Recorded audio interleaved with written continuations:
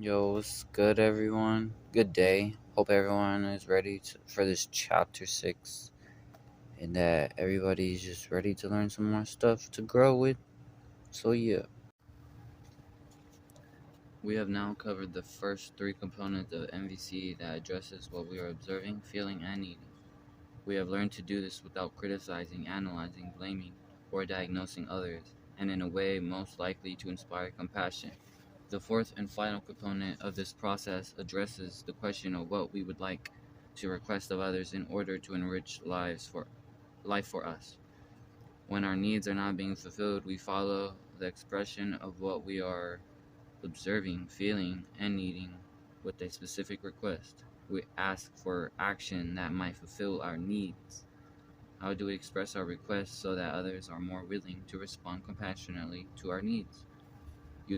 Using positive action language. Use positive language when making requests. Okay. First of all, we express what we are requesting rather than what we are not requesting. How do you do a don't? How do you do a don't?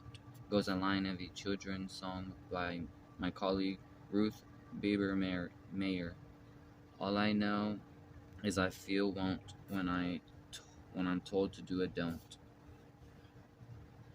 All I know is I feel won't when I'm told to do a don't. These lyrics reveal two problems commonly encountered when requests are worded in the negative. People are often confused as to what is actually being requested, and furthermore, negative requests are likely to provoke resistance. A woman at a workshop, frustrated that her husband was spending so much time at work, described how her request had backfired. I asked him not to spend so much time at work. 3 weeks later, he responded by announcing that he'd signed up for a golf tournament. She had successfully communicated to him what she did not want his spending so much time at work, but had failed to request what she did want. Encouraged to reword her request, she thought a minute and said, I wish I had told him that. I would like him to spend at least one evening a week at home with the children and me. During the Veteran War, I was asked to debate the war issue on television with a man whose position differed from mine. The show was videotaped, so I was able to watch it at home that evening. When I saw myself on the screen communicating in ways I didn't want to be communicating, I felt very upset. If I'm ever in another discussion, I told myself I am determined not to do what I did on that program. I'm not going to be defensive. I'm not going to let them make a fool of me. Notice how I spoke to myself in terms of what I didn't want to do rather than in terms of what I did want to do. A chance to redeem myself came the very next week when I was invited to continue the debate on the same program. All the way to the studio, I repeated to myself all the things I didn't want to do. Soon as the program started, the man launched off in exactly the same way he had a week earlier. For about 10 seconds after he'd finished talking, I managed not to communicate in the way I had been reminding myself. In fact, I said nothing. I just sat there. As soon as I opened my mouth, however, I found words tumbling out in all the ways I had been so determined to avoid. It was a painful lesson about what can happen when I only identify what I don't want to do, without clarifying what I do want to do.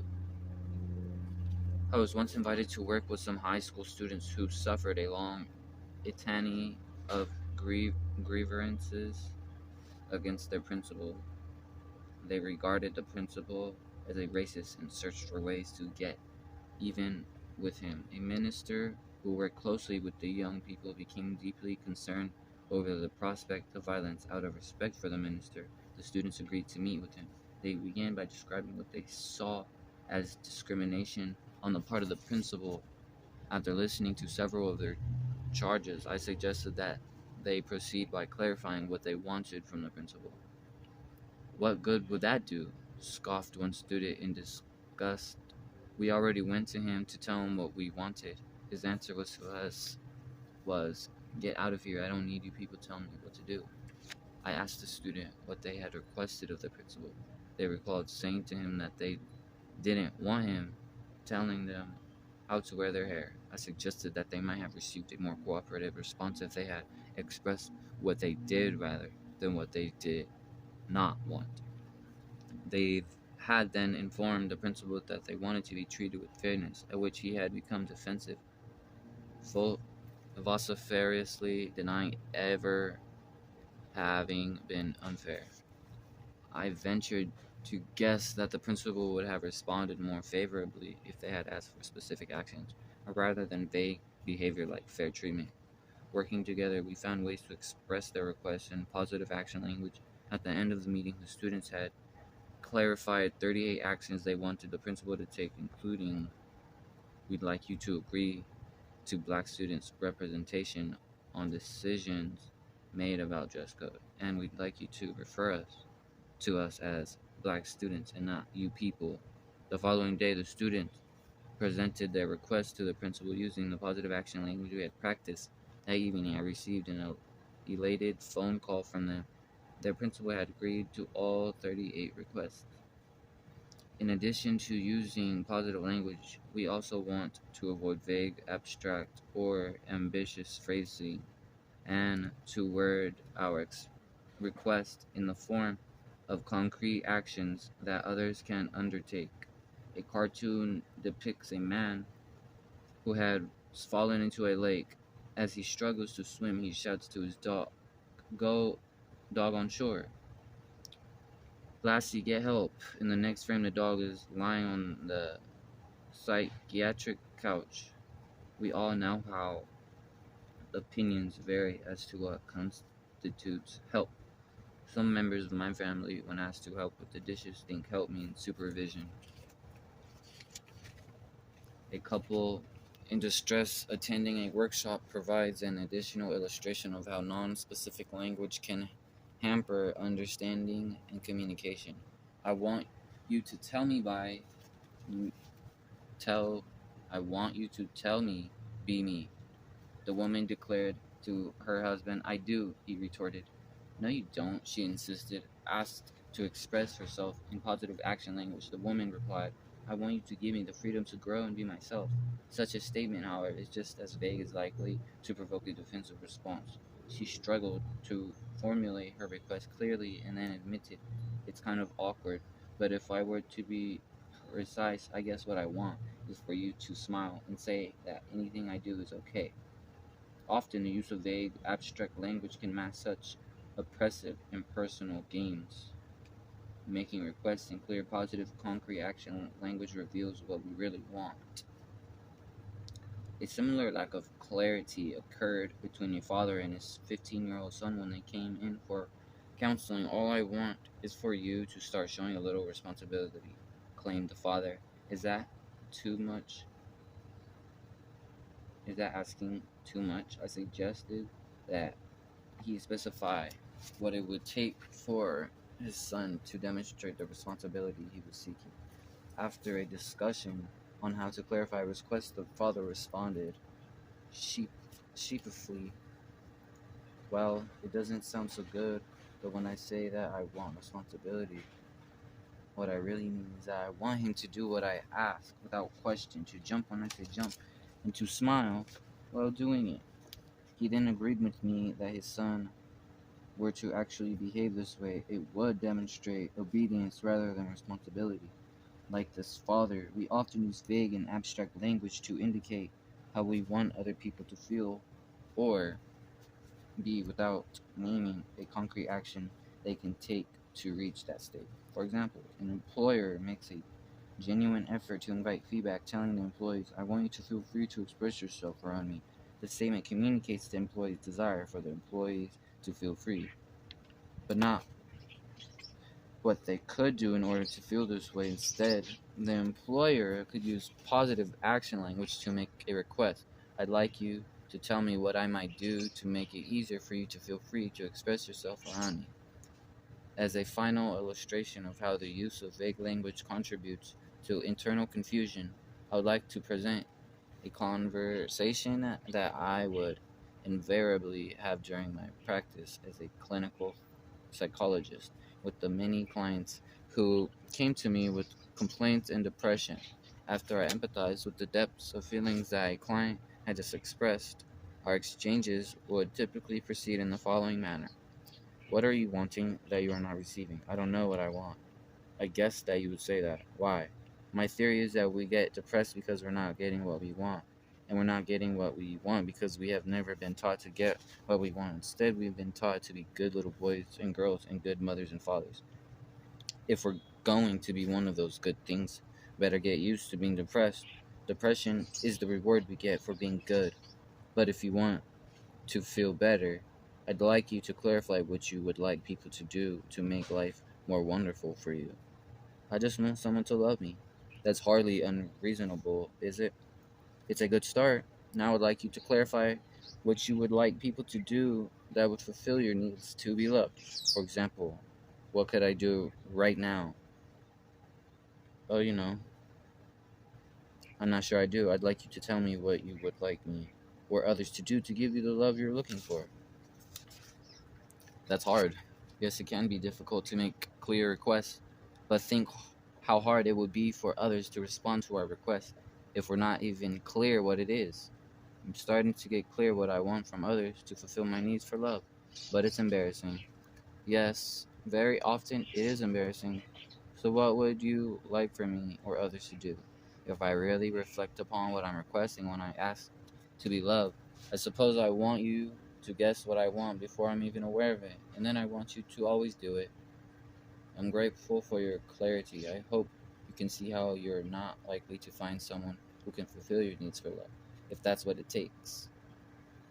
Very often, my clients were able to see how the lack of awareness of what they wanted from others had contributed significantly to their frustration and depression, making requests consciously. Sometimes we may be able to communicate a clear request without putting it in words. Suppose you're in the kitchen and your sister who is watching television in the living room calls out, "I'm thirsty." In this case, it may be obvious that she's requesting you to bring her a glass of water from the kitchen. However, in other instances, we may express our discomfort and incorrectly assume that the listener had understand the underlying request. For example, a woman might say to her husband, "I'm annoyed you forgot the butter and onions I asked you to pick up for dinner." While it may be obvious to her that she is asking him to go back to the store, the husband may think that her words uttered solely to make him feel guilty. It may not be clear to the listener what we want them to do when we simply express our feelings. Just express your feelings. We are often not conscious of what we are requesting. Even more often, we are simply not conscious of what we are requesting when we speak. We talk to others or at them without knowing how to engage in a dialogue with them. We toss out words using the presence of others as a waste basket. In such situations, the listener, unable to discern a clear request in the speaker's words, may experience the kind of distress illustrated in the following anecdote. I was seated directly across the aisle from a couple on a mini train that carries passengers to their representative terminals at the Dallas-Fort Worth Airport. For passengers in a hurry to catch a plane, the snail's pace of a train may well be irritating. The man turned to his wife and said with intensity, "I've never seen a train go so slow in my life." She said nothing, appearing tense and uneasy as to what response he might be expecting from her. He then did what many of us do when we're not getting the response we want. He repeated himself in a remarkably stronger voice. He exclaimed, "I have never seen a train go so slow in my life." The wife, at a loss for a response, looked even more distressed. In a desperation, she turned to him and said, "They're electronically timed." I didn't think this piece of information would satisfy him, and indeed it did not, for he repeated himself a third time, even more loudly, "I never seen a train go so slow in my life." The wife's patience was clearly exhausted as she snapped back angrily. Well, what do you want me to do about it? Get out and push. Now there were two people in pain. What response was the man wanting? I believe he wanted to hear that his pain was understood. If his wife had known this, she might have responded, "It sounds like you're scared we might miss our plane and disgusted because you'd like a faster train running between these terminals." In the above exchange, the wife heard the husband's frustration but was clueless as to what he was asking for. Request unaccompanied by the speaker's feelings and needs may sound like a demand. Equally problematic is the reverse situation when people state their request without first communicating the feelings and needs behind them. This is especially true when the request takes the form of a question. Why don't you go and get a haircut? Can easily be heard by youngsters as a demand or an attack unless parents remember to first reveal their own feelings and needs. We are worried that your hair is getting so long it might keep you from seeing things, especially when you're on your bike. How about a haircut? It is more common, however, for people to talk without being conscious of what they are asking for. I'm not requesting anything, they might remark. I just felt like saying what I said. My belief is that whenever we say something to another person, we are requesting something in return. It may simply be an empathic connection, a verbal or nonverbal acknowledgement, as with the man on the train, that our words have been understood. Or we may be requesting honesty. We wish to know the listener's honest reaction to our words. Or we may be requesting an action that we hope would fulfill our needs. The clearer we are on what we want back from the other person, the more likely it is that our needs will be met. The clearer we are about what we want back, the more likely it is we'll get it. Asking for a reflection. To make sure the message we sent is the message that's received, ask the listener to reflect it back. As we know, the message we send is not always the message that's received. We generally rely on verbal cues to determine whether our message has been understood to our satisfaction. If, however,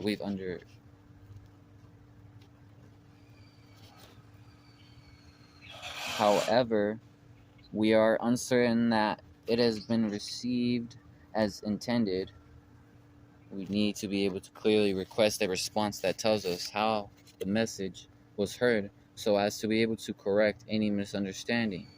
On some occasions, a simple question like, "Is that clear?" will suffice.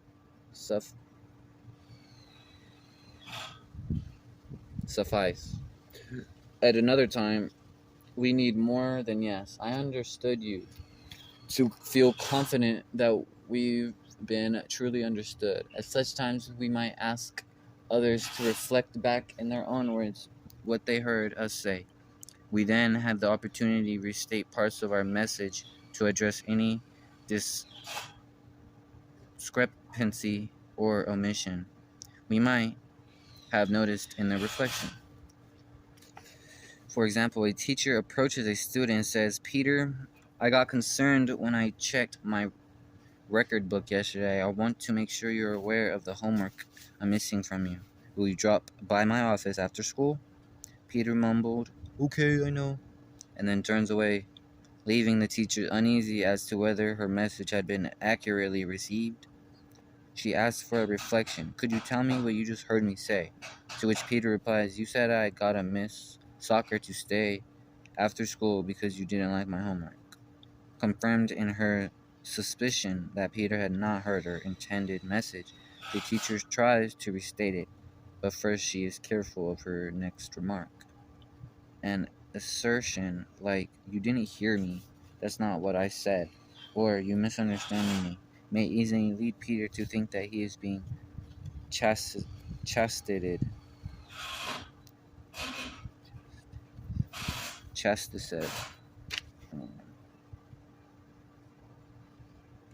Since the teacher perceives Peter as having sincerely responding to a request for a reflection, she might say, "I'm grateful to you for telling me what you heard. I can see that I didn't make myself as clear as I have liked, so let me try again." When we first begin asking others to reflect back what they are rarely When we first begin asking others to reflect back what they hear us say, it may feel awkward and strange because such requests are rarely made. When I emphasize the importance of our ability to ask for reflection, people often express res- reservation. They are worried about reactions like, "What do you think, I am deaf?"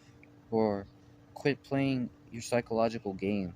To prevent such responses, we may explain to people ahead of time why we may sometimes ask them to reflect back our words. We make clear that we're not testing their listening skills, but checking out whether we're expressing ourselves clearly. However, should the listener retort, "I heard what you said, I'm not stupid," we have the option to focus on their feelings and needs and ask there aloud or silently, "Are you saying you're feeling annoyed because you want respect for your ability to understand things?"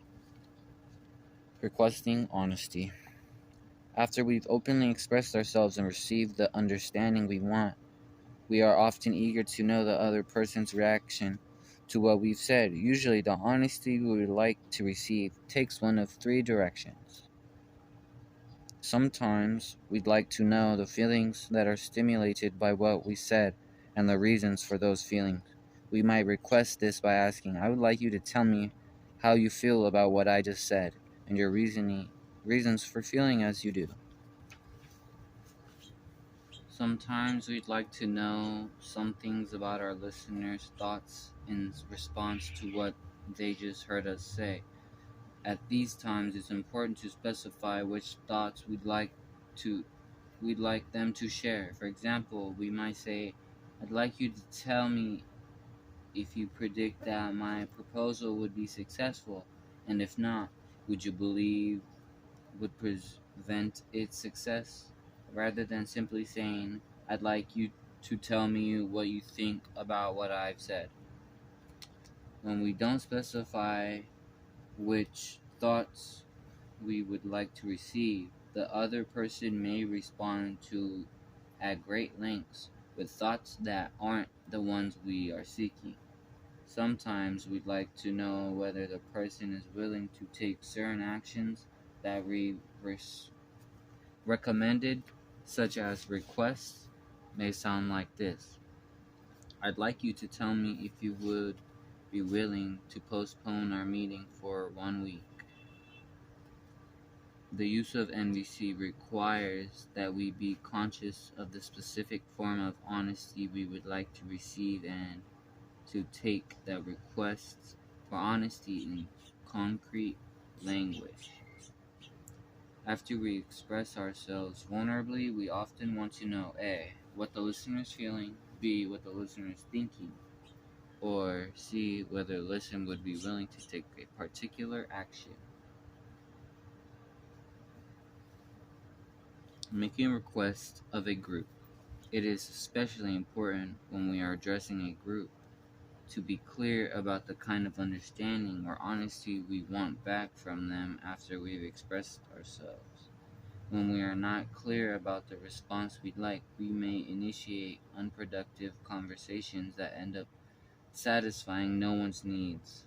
I've been invited from time to time to work with groups of citizens concerned about the racism in their communities. One issue that frequently arises among these groups is that their meetings are tedious and frivolous. This lack of productivity is very costly for the members, who often expend limited resources to arrange for transportation and childcare in order to attend meetings.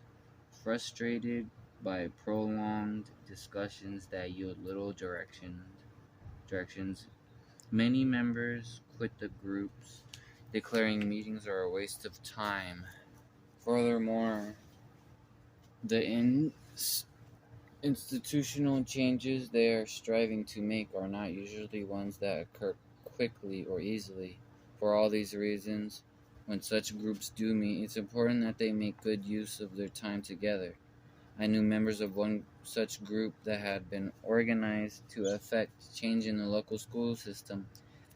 It was their belief that various elements in the school system discriminated against students on base of race. Because their meetings were unproductive and the group was losing members, they invited me to observe their discussions. I suggested that they conducted their meetings as usual and that I would let them know if I saw any ways NVC might help. One man began the meeting by calling the group's attention to a recent newspaper article in which him, him minority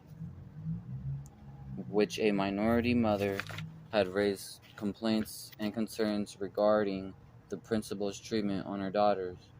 A woman responded by sharing a situation that had occurred to her when she was a student at the same school. One by one, each member then related a similar personal experience. After 20 minutes, I asked the group if their needs were being met by the current discussion. Not one person said yes. This is what happens all the time in these meetings, huffed one man. I have better things to do with my time than sit around listening to the same old bullshit. I then addressed the man who had initiated the discussion. Can you tell me, when you brought up the newspaper article, what response you were wanting from the group?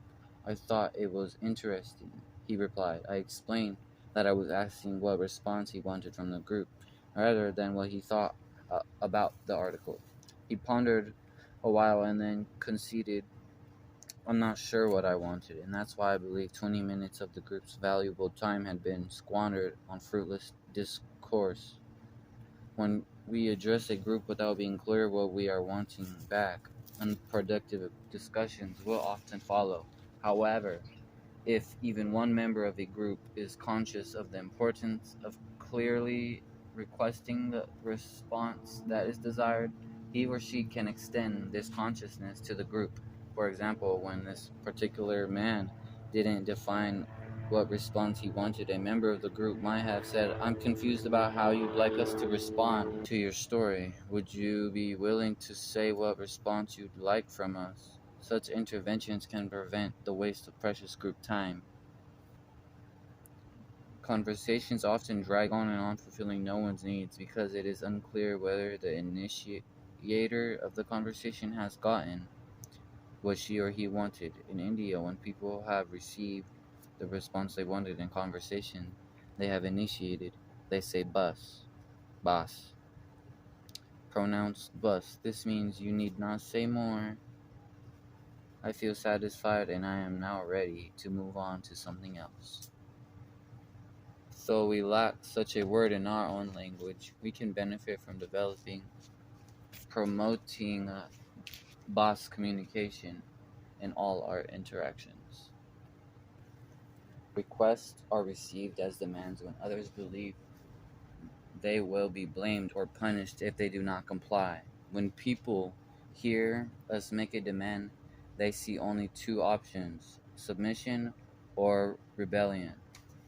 Either way, the person requesting is perceived as coercive, and the listener's capacity to respond compassionately to their request is diminished. The more we have in the past blamed, punished, or laid guilt trips on others when they haven't responded to our requests, the higher the likelihood that our request will now be heard as demands. We also pay for the use of such tactics by others. To the degree that people in our lives have been blamed, punished, or urged to feel guilty for not doing what others have requested, the more likely they are to carry this baggage to every subsequent relationship and hear a demand in any request. Let's look at two variations of a situation. Jack says to his friend Jane, I'm lonely and would like you to spend the evening with me. Is that a request or a demand? The answer is that we don't know until we observe how Jack treats Jane if she doesn't comply.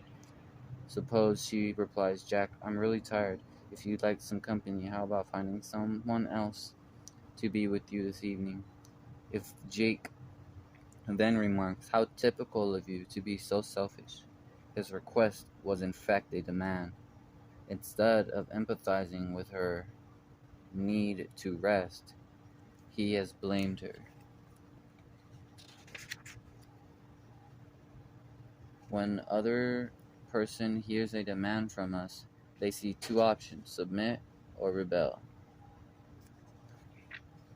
Consider a second scenario. I'm lonely and would like you to spend the evening with me. Jack, I'm really tired. If you'd like some company, how about finding someone else to be with you tonight? Jake turns away wordlessly. Jane, sensing he is upset. Is something bothering you? No. Come on, Jack. I can sense something going on. What's the matter? You know how lonely I'm feeling. If you really loved me, you'd spend the evening with me. It's a demand if the speaker then lays a guilt trip. Again, instead of empathizing, Jack now interprets Jane's response to mean that she doesn't love him and that she has rejected him.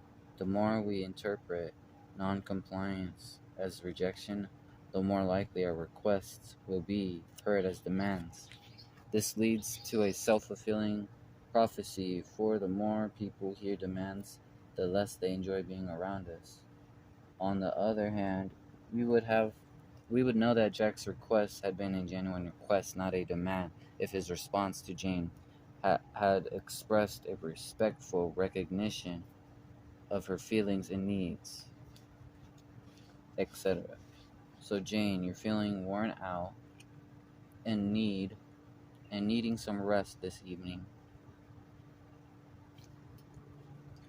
We can help others trust that we are requesting, not demanding, by indicating that we would only want the person to comply if he or she can do so willingly. Thus, we might ask, would you be willing to set the table? Rather than, I would like you to set the table.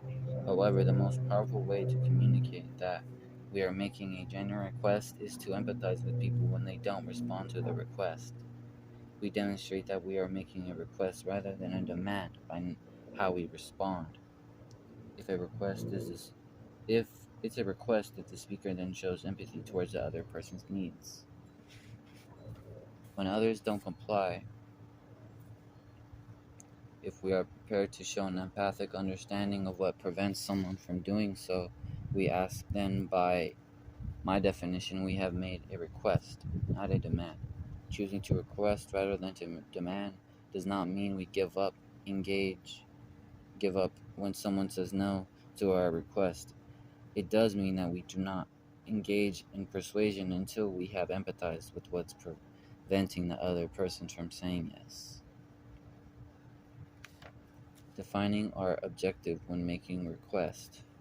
Expressing genuine requests also requires an awareness of our objective. If our objective is only to change people and their behavior or to get our way, then NVC is not an appropriate tool. The process is designed for those of us who would like others to change and respond, but only if they choose to do so willingly and compassionately. The objective of NVC is to establish a relationship based on honesty and empathy. When others trust that our primary commitment is to the quality of the relationship and that we expect this process to fulfill everyone's needs, then they can trust that our requests are true requests and not camouflage demands. A consciousness of this objective is difficult to maintain, especially for parents, teachers, managers, and others whose work centers around influencing people and obtaining behavioral results. A mother who once returned to a workshop after lunch break announced, Marshall, I went home and I tried it. It didn't work. I asked her to describe what she's done. I went home and expressed my feelings and needs, just as we practice. I made no criticism, no judgment of my son. Simply said, look, when I see that you haven't done the work you said you were going to do, I feel very disappointed. I wanted to be able to come home and find the house in order and your chores completed. Then I made a request. I told him I wanted him to clean it up immediately. It sounds like you clearly expressed all the components. I commented, what happened? He didn't do it. Then what happened? I asked. I told him he couldn't go through life being lazy and irresponsible. I could see that this woman was not yet able to distinguish between expressing requests and making demands. She was still defining the process as successful only if she got compliance for requests. During the initial phases of learning this process, we may find ourselves applying the common components of NVC mechanically without awareness of the underlying process. Sometimes, however, even when we're conscious of our intent and express our request with care, some people may still hear a demand. This is particularly true when we occupy positions of authority and are speaking with those who have had past experiences with coercive authority figures. Once the administrators of a high school invited me to teach how MVC might be helpful in communicating with students who weren't cooperating as the teachers would have liked. I was asked to meet with 40 students who had been deemed socially and emotionally maladjusted. I was struck by the way such labels serve as a self-fulfilling prophecies. If you were a student who had been thus labeled, wouldn't it just give you permission to have some fun at school by resisting whatever was asked of you? By giving people labels, we tend to act towards them in a way that contributes to the very behavior that concerns us, which we then view as further confirmation of our diagnosis. Since these students knew they had been classified as socially and emotionally maladjusted, I wasn't surprised that when I walked in, most of them were hanging out of the window, hollering obscenities at their friends in the courtyard below. I began by making a request. I'd like you all to come over and sit down so I can tell you who I am and what I'd like us to do today. About half the students came over uncertain that they had all heard me. I repeated my request. With that, the remainder of the students had sat down, with the exception of two young men who remained draped over the windowsill. Unfortunately for me, these two were the biggest students in the class. Excuse me, I addressed them. Would one of you two gentlemen tell me what you heard me say? One of them turned towards me and snored. Yeah, you said we had to go over there and sit down. I thought to myself, he's heard my request as a demand. Out loud I said, sir. I've learned always to say sir to people with biceps like his, especially when one of them sports a tattoo. Would you be willing to tell me how I could have let you know what I was wanting so that it wouldn't sound like I was bossing you around? Huh? Having been conditioned to expect demands from authority, he was not used to my different approach. How can I let you know what I want from you so it doesn't sound like I don't care about what you'd like? I repeated. He hesitated for a moment and shrugged. I don't know. What's going on between you and me right now is a good example of what I was wanting us to talk about today. I believe people can enjoy each other a lot better if they can say what they would like without bossing others around. When I tell you what I'd like, I'm not saying that you have to do it or I'll try to make your life miserable. I don't know how to say that in a way that you can trust. To my relief, this seemed to make sense to the young man, who, together with his friends, sauntered over to join the group. In certain situations such as this one, it may be a while for our requests to be clearly seen for what they are. When making a request, it is also helpful to scan our minds for thoughts of the following sort that automatically transform requests into demands. He should be cleaning up after himself. She's supposed to do what I ask. I deserve to get a raise. I justified in having them stay later. I have a right to more time off. When we frame our needs in this way, we are bound to judge others when they don't do as we request. I had such self-righteous thoughts in my mind once when my younger son was not taking out the garbage when we were driving the household chores. He had agreed to this task, but every day we would have another struggle about getting the garbage out. Every day I would remind him, this is your job. We all have jobs, etc., with the sole objective of getting him to take out the garbage. Finally, one night I listened more closely to what he'd been telling me all along about why the garbage wasn't going out. I wrote the following song after that evening discussion. After my son felt my empathy for his position, he began taking out the garbage without any further reminder from me. Summary.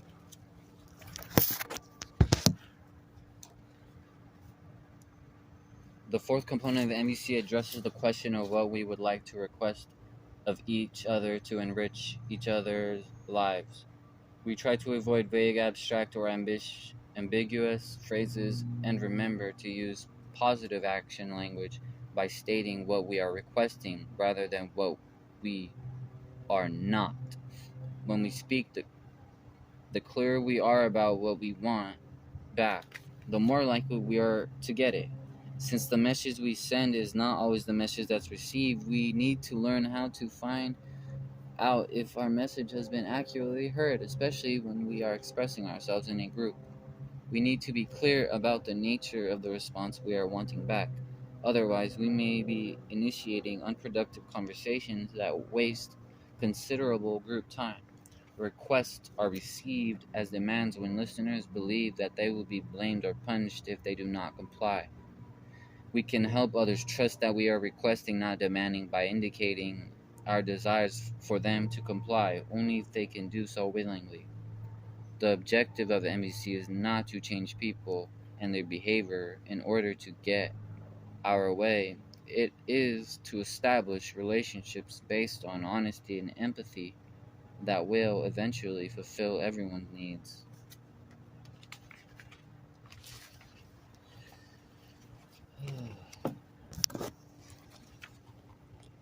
And we made it to the end of that, yo. And that was just a lot of words to read. My gosh, yeah, we got this chapter 7, receiving empathically. So, it'll help you see from a good perspective how people are trying to give you that love, if you're a little bit blind to it, which is okay, because we're not all raised, how to love. So, yeah, have a good day, y'all. Peace.